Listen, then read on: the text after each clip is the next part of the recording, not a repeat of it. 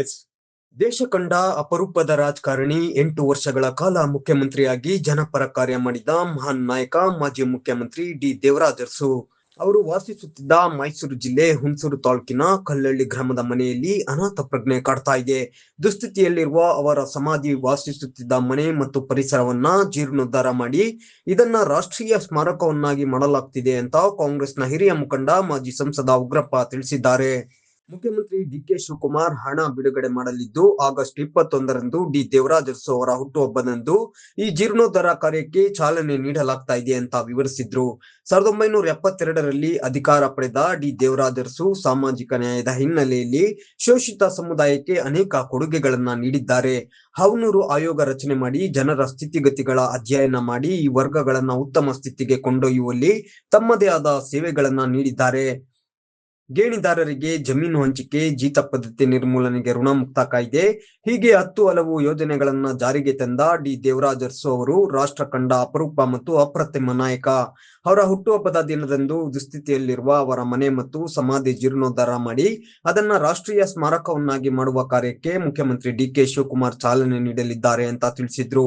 ಈ ಸಂದರ್ಭ ಕಾಂಗ್ರೆಸ್ ಮುಖಂಡರಾದ ಹನುಮಂತಯ್ಯ, ಸುದರ್ಶನ್ ಸೇರಿದಂತೆ ಇನ್ನಿತರರು ಉಪಸ್ಥಿತರಿದ್ದರು. ಹುಣಸೂರು ತಾಲೂಕಿನ ಕಲ್ಲಹಳ್ಳಿನಲ್ಲಿ ದಿನಾಂಕ 20/8/1915ರಲ್ಲಿ ಅವರು ಜನ್ಮ ತಾಳಿದ್ರು. ಅವರು 6/6/1982ರಲ್ಲಿ ಅವರು ನಮ್ಮನ್ನ ಅಗಲಿದ್ದಾರೆ. ಆದರೆ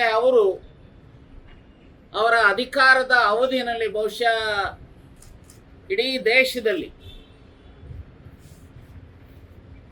ಒಂದು ರೀತಿ ಇಡೀ ದೇಶ ಕರ್ನಾಟಕವನ್ನು ನೋಡ್ತಕ್ಕಂಥ ದಿಕ್ಕಿನಲ್ಲಿ ಜನಪರವಾದಂಥ ಕಾರ್ಯಕ್ರಮಗಳನ್ನು ರೂಪಿಸಿದಂಥ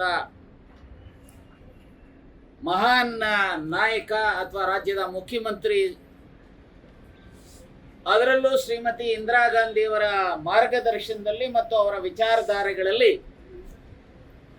ಪ್ರೇರಿತರಾದಂಥ ಸನ್ಮಾನ್ಯ ದೇವರಾಜ ಅರಸರವರು 72ರಲ್ಲಿ ಇಂದಿರಾಜಿಯವರ ಕಾರ್ಯಕ್ರಮಗಳ ಹಿನ್ನೆಲೆಯಲ್ಲಿ ಜನತೆಯ ಮುಂದೆ ಹೋಗಿ ಅಧಿಕಾರವನ್ನು ಪಡೆದಂಥ ಸಂದರ್ಭದಲ್ಲಿ ಅವರು ರಾಜ್ಯದ ಮುಖ್ಯಮಂತ್ರಿಗಳಾದ ಮೇಲೆ ಕೊಟ್ಟಿದ್ದಂಥ ಆಶ್ವಾಸನೆಗಳನ್ನು ಪ್ರಮುಖವಾಗಿ ಸಾಮಾಜಿಕ ನ್ಯಾಯದ ಹಿನ್ನೆಲೆಯಲ್ಲಿ ಜನರಿಗೆ, ಶೋಷಿತ ವರ್ಗಕ್ಕೆ, ವಿಶೇಷವಾಗಿ SCಗಳಿರ್ಬೋದು, STಗಳಿರ್ಬೋದು, OBCಗಳಿರ್ಬೋದು, ಬಡವರಿಗೆ ಅವರಿಗೆ ಸಹಾಯಹಸ್ತವನ್ನು ನೀಡತಕ್ಕಂಥ ದೃಷ್ಟಿಯಿಂದ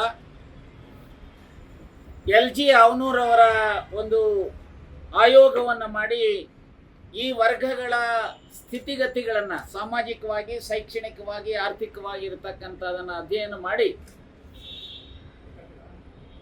ವರದಿಯನ್ನು ಪಡೆದು ಈ ವರ್ಗಗಳನ್ನು ಉತ್ತಮ ಸ್ಥಿತಿಗೆ ಕೊಂಡೊಯ್ಯತಕ್ಕಂಥ ಪ್ರಯತ್ನವನ್ನು ಮಾಡಿದಂಥ ಹಿನ್ನೆಲೆಯಲ್ಲಿ ಅವರು ಒಂದು ಕಡೆ ಹವನೂರವರದನ್ನ ಜಾರಿಗೆ ತರತಕ್ಕಂಥದ್ದು, ಮತ್ತೊಂದು ಕಡೆ ನವೆಂಬರ್ 1, 1972ನಲ್ಲಿ ಅವರು ಕೊಟ್ಟಿರತಕ್ಕಂಥ ಆಶ್ವಾಸನೆಗಳ ಹಿನ್ನೆಲೆಯಲ್ಲಿ ಆಗಿನ ಮೈಸೂರು ರಾಜ್ಯವನ್ನು ಕರ್ನಾಟಕ ರಾಜ್ಯ ಅಂಥೇಳಿ ಘೋಷಣೆ ಮಾಡಿ ಜಾರಿಗೆ ತಂದಿರತಕ್ಕಂಥದ್ದಿರ್ಬೋದು. ಹಾಗೆ 1/3/1974ರಲ್ಲಿ ಯಾರು ಉಳುವನಿಗೆ ಭೂಮಿ ಅನ್ನುವಂಥ ಏನು ಆಶ್ವಾಸನೆ ಕೊಟ್ಟಿದ್ರು, ಆ ಉಳ್ಳವರ ಜಮೀನನ್ನು ಯಾರು ಗೇಣಿ ಮಾಡ್ತಾ ಇದ್ರು ಅವರಿಗೆ ಗೇಣಿ ಕೊಡ್ತಕ್ಕಂಥ ಕೆಲಸವನ್ನು ಮಾಡಿ, ಅಷ್ಟೇ ಅಲ್ಲ ಊರಿನ ಜನ ಮೊನ್ನೆ ನಾವು ಹೋದಂಥ ಸಮಯದಲ್ಲಿ ಹಿರಿಯರು ಹೇಳ್ತಾ ಇದ್ರು, 100 ಎಕರೆ ಅವರೇನು ಜಮೀನಿತ್ತು, ನಾವು ಕಾನೂನು ಮಾಡಿ ನನ್ನ ಜಮೀನನ್ನು ಕೊಡ್ತಾ ಇದ್ರೆ ಅಷ್ಟೊಂದು ಸಮಂಜಸ ಅಲ್ಲ ಅಂತೇಳಿ ಯಾರೆಲ್ಲ ಗೇಣಿದಾರರಿದ್ರು ಅವರಿಗೆ ಆ ಜಮೀನನ್ನು ಹಂಚಿಕೆ ಮಾಡಿರ್ತಕ್ಕಂಥದ್ದನ್ನು ನಾವು ಅಲ್ಲಿ ನೋಡಲಿಕ್ಕೆ ಸಾಧ್ಯತೆ ಇದೆ. ಹಾಗೆ ಅಲ್ಲಿ ಜೀತ ಪದ್ಧತಿ ರಾಜ್ಯದಲ್ಲಿ ಇರ್ತಕ್ಕಂಥದ್ದನ್ನು, ಜೀತ ಪದ್ಧತಿಯನ್ನು ನಿರ್ಮೂಲನೆ ಮಾಡ್ತಕ್ಕಂಥ ದೃಷ್ಟಿಯಿಂದ ಕಾನೂನನ್ನು, ಋಣಮುಕ್ತ ಕಾಯ್ದೆಯನ್ನು ಜಾರಿಗೆ ತಂದಂಥದ್ದನ್ನು ನಾವು ಇತಿಹಾಸದಲ್ಲಿ ಕಾಣಲಿಕ್ಕೆ ಸಾಧ್ಯತೆ ಇದೆ. ಸಮಾಜದಲ್ಲಿ ಅತ್ಯಂತ ಕೆಟ್ಟ ಪರಿಸ್ಥಿತಿಯಲ್ಲಿದ್ದಂಥ ಈ ಮೊಲ ಬರತಕ್ಕಂಥ ಪದ್ಧತಿಯನ್ನು ಅಬಾಲಿಷ್ ಮಾಡತಕ್ಕಂಥದಕ್ಕೆ ಕಾನೂನು ರೂಪಿಸಿದಂಥದ್ದು ಇದೆ. ಅದೇ ರೀತಿಯಲ್ಲಿ ಈ ಸಾಲದ ಸುಳಿಯಲ್ಲಿದ್ದಂಥದ್ದು, ಸೊ ಯಾರು ಈ ಸಾಲದಿಂದ ಮುಕ್ತರಾಗುವಂಥದಕ್ಕೆ ಋಣಮುಕ್ತ ಕಾಯ್ದೆಯನ್ನು ಜಾರಿಗೆ ತಂದಿರತಕ್ಕಂಥದ್ದನ್ನು ನಾವು ನೋಡಲಿಕ್ಕೆ ಸಾಧ್ಯತೆ ಇದೆ. ಯಾವ ಯುವಕರು ನಿರುದ್ಯೋಗಿಗಳು ಇದ್ರು, ಯುವಕರು ಯುವತಿಯರು, ಅಂಥವರಿಗೆ ಈ ಸ್ಟೈಫಂಡ್ರಿ ಸಿಸ್ಟಮ್ ಅನ್ನು ಜಾರಿಗೆ ತರೋದ್ರ ಮೂಲಕ ಸೊ ಉದ್ಯೋಗವನ್ನು ಸೃಷ್ಟಿ ಮಾಡಿ ಅವರಿಗೆ ಈ ರೀತಿ ಅನೇಕ ಜನಪರವಾಗಿರ್ತಕ್ಕಂಥ ಕಾರ್ಯಕ್ರಮಗಳನ್ನು, ಅಷ್ಟೇ ಅಲ್ಲ ಜನತಾ ಮನೆಗಳನ್ನು ಕಟ್ಟಿಸ್ಕೊಡ್ತಕ್ಕಂಥ ಅತ್ಯಂತ ಕಡಿಮೆ ವೆಚ್ಚದಲ್ಲಿ ಜನತಾ ಮನೆಗಳನ್ನು ಕಟ್ಟಿಸ್ಕೊಡ್ತಕ್ಕಂಥ ಕಾರ್ಯಕ್ರಮವನ್ನು ಜಾರಿಗೆ ತರೋದ್ರ ಮೂಲಕ ಬಡವರಿಗೆ ಒಂದು ರೀತಿ ಆಶ್ರಯದಾತರಾಗಿ ಆ ರೀತಿಯ ಮನೆಗಳನ್ನು ಮಾಡ್ತಾ ಇದ್ದಂಥ ಯಾರೋ ಒಂದು ಸಂದರ್ಭದಲ್ಲಿ ಒಬ್ಬರು ಕಾಂಟ್ರಾಕ್ಟ್ರು, ಮೈಸೂರಿನ ಒಬ್ಬರು ಕಾಂಟ್ರಾಕ್ಟ್ರು ಹೋಗಿ, ಸರ್ ನೀವು ಮುಖ್ಯಮಂತ್ರಿಗಳಿದ್ದೀರಿ, ನಿಮ್ಮ ಮನೆ ನಾಡ ಹೆಂಚಿನ, ಮಂಗಳೂರು ಹೆಂಚಲ್ಲ ನಾಡ ಹೆಂಚಿನ ಮನೆ, ಅದರಲ್ಲೂ ಬಿದಿರಿನ ಗಳಗಳನ್ನು ಹಾಕಿದ್ದೀರಿ, ಸೊ ನಾವು ಒಳ್ಳೆಯ ಮನೆಯನ್ನ ಕಟ್ಟಿಸ್ಕೊಡ್ತೀವಿ ಅಂತ ಹೇಳಿದಾಗ ಅವರು ಕಣ್ಣಲ್ಲಿ ನೀರು ಹಾಕಿ ನಕ್ಕು, ಹೌದಪ್ಪ, ರಾಜ್ಯದಲ್ಲಿ ಲಕ್ಷಾಂತರ ಜನ ಇವತ್ತು ಬಡವರಿದ್ದಾರೆ, ಮನೆಗಳಿಲ್ಲ, ಗಾಳಿ ಬೆಳಕು ಮಳೆ ಇದಕ್ಕೆಲ್ಲ ಅವರ ಜೀವನ ಇವತ್ತು ಬಹಳ ದುಸ್ತರವಾಗಿರ್ತಕ್ಕಂಥ ಸ್ಥಿತಿಯಲ್ಲಿದೆ.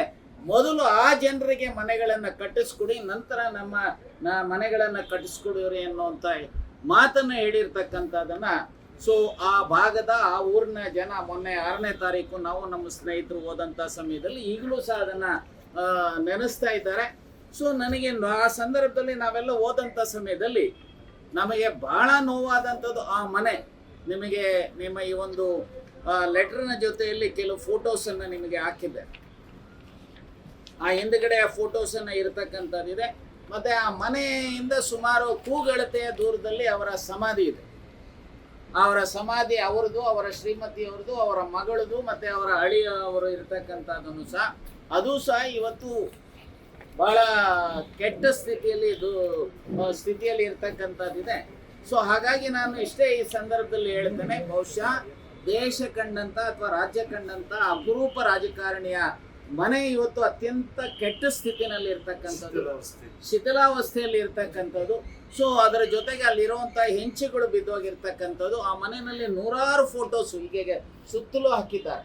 ಇಂದಿರಾ ಗಾಂಧಿಯವರ ಜೊತೆಯಲ್ಲಿದ್ದಂಥದ್ದು, ಶಾಸ್ತ್ರಿಯವರ ಜೊತೆಯಲ್ಲಿದ್ದಂಥದ್ದು, ಅನೇಕ ರಾಷ್ಟ್ರ ನಾಯಕರ ಜೊತೆಯಲ್ಲಿ ಅವು ಸಹ ಒಂದು ರೀತಿ ಅನಾಥ ಸ್ಥಿತಿನಲ್ಲಿ ಇವತ್ತು ಕಾಣ್ತಾ ಇದ್ದಾರೆ.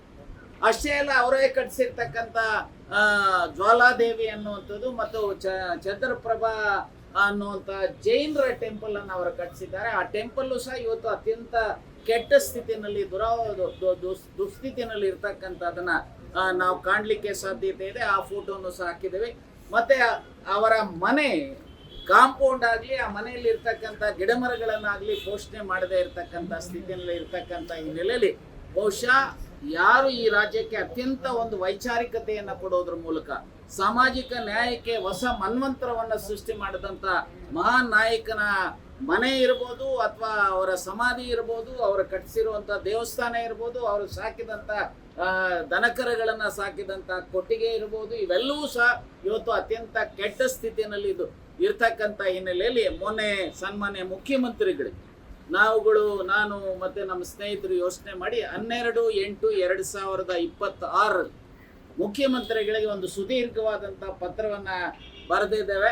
ಸೊ ಇವತ್ತು ಬೆಳಗ್ಗೆನೂ ಸಹ ಅವ್ರ ಜೊತೆಯಲ್ಲಿ ಮಾತನಾಡಿದ್ರೆ ಆ ಪತ್ರದಲ್ಲಿ ಮೊನ್ನೆ ಆದೇಶವನ್ನು ಮಾಡಿದ್ದಾರೆ. ಜಿಲ್ಲಾ ಅಧಿಕಾರಿಗಳಿಗೆ ಸೂಚನೆ ಕೊಟ್ಟು ರಿಪೋರ್ಟನ್ನು ತರಿಸಿ ಇದರ ಮೇಲೆ ಕ್ರಮ ಜರುಗಿಸುವಂಥದಕ್ಕೆ ಹೇಳಿದ್ದಾರೆ. ಇವತ್ತು ಬೆಳಗ್ಗೆನೂ ಮಾತನಾಡಿದಾಗ ಸೊ ನಾಳೆ ಏನೋ ಅವರ ಹುಟ್ಟು ಹಬ್ಬ ಇದೆ, ಈ ಸಂದರ್ಭದಲ್ಲಿ ಅವರು ಸೊ ಅಲ್ಲಿ ಆ ಕಾಯಕಲ್ಪವನ್ನು ಮಾಡ್ತಕ್ಕಂಥ ಮತ್ತು ಅಲ್ಲಿ ಅಭಿವೃದ್ಧಿಯನ್ನು ಮಾಡ್ತಕ್ಕಂಥ ಅದಕ್ಕೆ ಹಣ ಬಿಡುಗಡೆ ಮಾಡೋದರ ಮೂಲಕ ಮತ್ತು ಒಂದು ಇದನ್ನು ರಾಷ್ಟ್ರೀಯ ಸ್ಮಾರಕ ಮಾಡೋದಕ್ಕೆ ಮಾಡಿ ಇದು ಸಾಮಾಜಿಕ ನ್ಯಾಯದ ಒಂದು ಕೇಂದ್ರ ಆಗುವಂಥ ರೀತಿಯಲ್ಲಿ ಮಾಡಬೇಕು ಅಂತೇಳಿ ನಾವೆಲ್ಲರೂ ಸಹ ಏನು ದೇವರಾಜ ಅರಸರವರು ಮತ್ತು ಕಾಂಗ್ರೆಸ್ಸಿನ ಇಂದಿರಾಜಿಯವರ ವಿಚಾರಧಾರೆಗಳಲ್ಲಿ, ಯಾಕಂದರೆ ಇಂದಿರಾಜಿಯವರು ಅತ್ಯಂತ ಪ್ರಮುಖರಾಗ್ತಾರೆ, ಅವರ ವಿಚಾರಧಾರೆಯ ಹಿನ್ನೆಲೆಯಲ್ಲಿ ಅವರ 20 ಪ್ರೋಗ್ರಾಮ್ಸ್ ಇರ್ಬೋದು ಅಥವಾ ಇನ್ನಿತರ ಕಾರ್ಯಕ್ರಮಗಳನ್ನು ಅವರಿಂದ ಪ್ರೇರಿತರಾಗಿ ದೇವರಾಜ ಅರಸರವರು ರಾಜ್ಯದಲ್ಲಿ ಮಾಡಿರ್ತಕ್ಕಂಥ ಹಿನ್ನೆಲೆಯಲ್ಲಿ ಸೊ ಹಾಗಾಗಿ ಕಾಂಗ್ರೆಸ್ಸಿನ ಆಡಳಿತ ಇರ್ತಕ್ಕಂಥ ಹಿನ್ನೆಲೆಯಲ್ಲಿ ಅನೇಕರು ಅವ್ರ ಬಗ್ಗೆ ಇಲ್ಲದ ಸಲ್ಲದ ಆಶ್ವಾಸನೆಗಳನ್ನು ಅಲಿಗೇಷನ್ಸನ್ನು ಮಾಡಿದ್ರು. ಆ ಅಲಿಗೇಷನ್ಸನ್ನು ಮಾಡಿದ್ರು, ಭ್ರಷ್ಟರಿದ್ದಾರೆ, ಅದನ್ನು ಮಾಡಿದ್ದಾರೆ.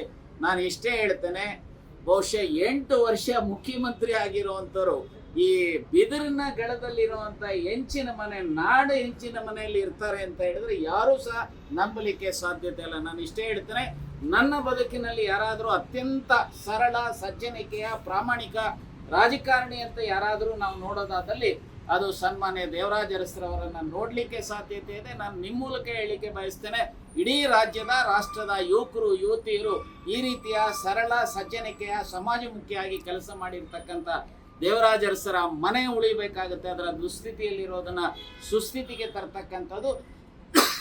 ಮತ್ತೆ ಅದನ್ನ ರಾಜ್ಯ ಸರ್ಕಾರ ಬಹುಶಃ ಒಂದು ಸಾಮಾಜಿಕ ನ್ಯಾಯದ ಕೇಂದ್ರವನ್ನಾಗಿ ಅಭಿವೃದ್ಧಿ ಮಾಡತಕ್ಕಂಥದಕ್ಕೆ ರಾಜ್ಯ ಸರ್ಕಾರ ಮಾಡಬೇಕು ಅಂತೇಳಿ ನಾವೆಲ್ಲರೂ ಸಹ ಅತ್ಯಂತ ಮನಪೂರ್ವಕವಾಗಿ ರಾಜ್ಯ ಸರ್ಕಾರವನ್ನು, ಯಾಕಂದರೆ ಸನ್ಮಾನ್ಯ ಮುಖ್ಯಮಂತ್ರಿಗಳು ದೇವರಾಜ ಅರಸರ ವಿಚಾರಧಾರೆಯಲ್ಲಿ, ಇಂದಿರಾಜಿಯವರ ವಿಚಾರಧಾರೆಯಲ್ಲಿ ಅತ್ಯಂತ ಬದ್ಧತೆ ಇರ್ತಕ್ಕಂಥ ಮುಖ್ಯಮಂತ್ರಿಗಳು ಮತ್ತು ಉಪಮುಖ್ಯಮಂತ್ರಿಗಳಿದ್ದಾರೆ. ಸೊ ಅವರು ಆ ಕೆಲಸ ಮಾಡಬೇಕು ಅಂತೇಳಿ ನಿಮ್ಮ ಮೂಲಕ ಅವರನ್ನು ಒತ್ತಾಯ ಮಾಡಲಿಕ್ಕೆ ಬಯಸ್ತೇನೆ.